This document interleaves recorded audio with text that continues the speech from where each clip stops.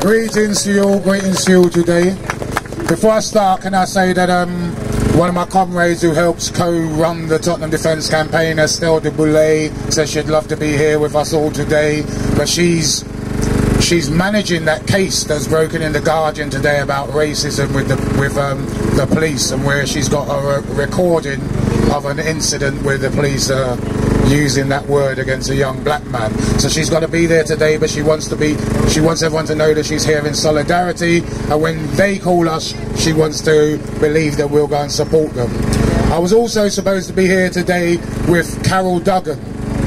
That's the auntie of Mark Duggan, and she was really looking forward to being here today, but the family have once again been the recipients of some terrible and tragic news that I'm not able to share with you all, because we want all of the family to know it before we go public, but it's something that's really going to rock the family to their roots. So again, they send their support, and especially want their support to be heard in America. The family of Trayvon Martin, she wants them to know that she understands their pain and she feels their pain. The two comrades who I've just mentioned, I want you to know that they're two white women. And I need you to understand that they're white women, because the thing that I'm going to talk about, the thing that I think that links Trayvon with what happened in Tottenham, with Mark Duggan, with what happened with Smiley, with what's happening with the young the young youth that was brutalised and verbally assaulted by police officers, racially abused by police officers. The thing that really joins all of these people together is, and I heard someone touch on it earlier on today, it's called white privilege, okay? There's a thing called white privilege. Now, I spoke about some white comrades before I started to say this, because white privilege is something that every white person is bequeathed. They're born with it, whether they want it or not, whether they use it or not, whether they live up to it or not. It's something that comes absolutely natural to them, like it's natural to us to have DNA in our blood systems. Some people are saying, well, what do you mean by white privilege? I could do a whole dissertation on what I mean by white privilege. There was a young woman here early on today who spoke about white supremacy and spoke about the difference between her life and our life. And that's what we mean by white privilege. White privilege is when you open your door, you see a policeman standing across the road and you think, thanks, I'm safe. When you think that that person is there to protect you and not to persecute you.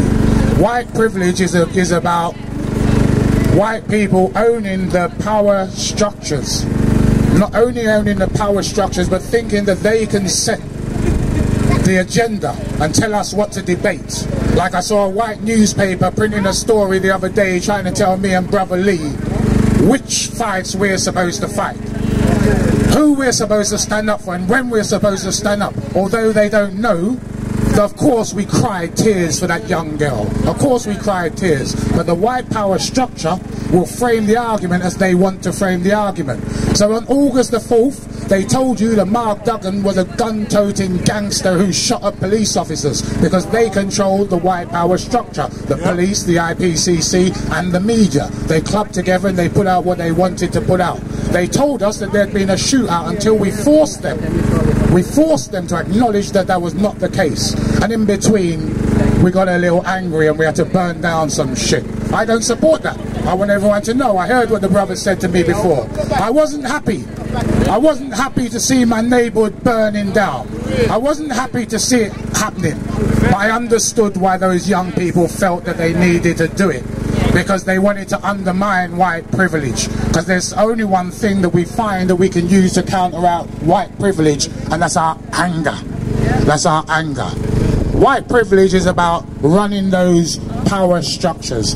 White privilege means that white people can wear hoodies and be told that they look good. When we wear hoodies, we're told that we look frightening. We're told that we look gangster. We're told that we're all these different things. White privilege means that white people sit in control of the systems that then decide the value that they put on life. And this is where we're all linked up together. Because white privilege says, when black people die on the streets, no matter why and how they die, we should not be held to account. Our system should not be held to account. Well, let me tell you something today. I'm proud to say I come from Tottenham. I'm proud to say I've come from Tottenham. I told you before, I don't support riots. I don't like riots. Riots don't help those who rioted. One moment of powerfulness only helps to bring home to people how powerless they truly are. I don't support these things. But let me tell you something. I don't support people who look like me being killed on the streets and nobody being held account for it. So if that's what we have to do to have our voices heard, then so be it. If the system gives us other ways of having our voices heard, then we won't take it to that level. We don't want to destroy our neighbourhoods. And I want them to understand that everything that's happening, all the punitive punishment that they're giving to our young people, there's going to be a day when they're going to have to pay for this. We know from what happened in Tottenham, the police have subsequently apologised to the family of Mark Duggan for not doing their duty, for not undertaking their responsibilities as they would do if it was for any person who had some white privileges behind them. The IPCC have also apologised for not having done more. And what that really says is, had these institutions done their job, we wouldn't have needed to go to the police station. Had they done their job, we wouldn't have, had they not told that lie about a shootout when we knew that Mark Duggan wasn't going to have to be involved in any kind of shootout with police officers, we wouldn't have gone there angry. So ultimately, the institutions muck up, but we're the ones who pay the price. We're the ones who pay the price. I'm going to return back to this. I don't even want to personalise it, but I've got to return back to this story that was in the Evening Standard. I received more texts and emails from people I know telling me about this jerk who I'm not going to name because he's looking name and he ain't getting off of me, right? More people telling me about his story than told me about the article that I wrote in The Guardian the day before. And I'm kind of gutted about that. I know it's a free giveaway crap paper, so lots of people get it. But as a community, we need to understand some things. I hear young people talking about rights, and then I hear other people telling them about responsibilities. And these are two good points to make. But let me tell you this, we ain't going to get nowhere until we're ready to make sacrifices, until we're ready to sacrifice time, until we're ready to sacrifice effort, until we're ready to sacrifice our lives. When people ask me what makes me do the things I do, what puts me above some of the other activists, not that I'm saying I'm above some of the activists, I say there's only one thing that makes me different from many of them. I'm ready to give my life for this stuff. I'm ready to give my life for this stuff. But I'll say this, if my life is taken, I know that I will not go in silence. They say to me in my community, aren't you scared that they're going to kill you on the street corner? I say to them, I'm not scared. Because hear what? If they kill me on the street corner, you'll find my body, I'll have a smile on my face. Because I know I'll have the last life. Because I know my brothers ain't going to just allow me to just dead like that. And it's a terrible thing to say. It's a terrible thing to say, but it's a truthful thing to say. The youths in Tottenham today are saying, yeah, they remember Mark Duggan. When we hear other names of other families, of other people who have been killed in custody, I hear my youth saying, wow, I didn't know that. I never heard about him. I didn't remember that. And the reason why is because society hasn't been forced to pay the price. And paying the price means being held to account for their actions. I'm now going to leave here and go and be on Sky TV, and I'm going to be talking about the young man who was verbally abused by police officers in East London. And what I'm going to be saying to them is this, and Keith Vaz is going to be there, so what I'm going to be saying to them is this: it's really not a big story. It's an everyday occurrence. Yes. It's an everyday occurrence. The big story is that my youth had the tenacity to turn on his recorder and to capture them. The big story is that the Can't Prosecute Service, the CPS, said that they wasn't going to prosecute. The big story is, enforcing this story through, it went to one of the senior CPS directors, who happens to have an African name, who has said we're going to review it. So clearly something will now happen. But the big story should be the punk in the CPS who decided that they wasn't going to do it in the first place should be removed. We saw this week a punk, a third-year biology bloody student, gets sent to prison for 56 days for racially abusing a man that was dying.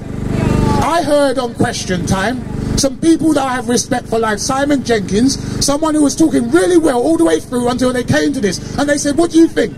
56 days, do you think that that was fair? And he said no. Simon Jenkins, you want to come and taste my boot, my friend? What do you mean no? White people are starting to understand what the act of racism means. What they do not understand is what the impact of racism really is. White people with white privileges want to decide what is racism, how you deal with it, how you imprison people. That's not happening no more. On TV today, when Keith Vaz tries to say we've been dealing with it, what I'm going to tell them is the truth. 10 years ago, we identified institutional racism. Okay? And 10 years on, institutional racism is rampant. Right? Instead of dealing with it, they've created a bureaucratic exercise where they go around tick boxing. The reason they can't deal with it is because it's the same white people who created it, who embedded it in their institutions, who are now supposed to look for it. They cannot address institutional racism unless they involve the black community. And to involve the black community, they know means empowering the black community to have some control and some say over what goes on within their systems. And that's the last thing they want on earth. So let's say to the government, let's tell them that we're coming, because those are the kind of changes that we want to see. We need to be in control. We need to be involved. And we need to be ready to make sacrifices. There should be 10 times the amount of people that are here today, out here today. And when you go back into your communities, and when they ask you what happened there today, you tell them if they want to know, come and be a part of this. We are living history. We are making history. We're not making no joke. So, brothers and sisters, love you all. Let's stand together in peace and solidarity. And last thing to say is, no justice, no peace.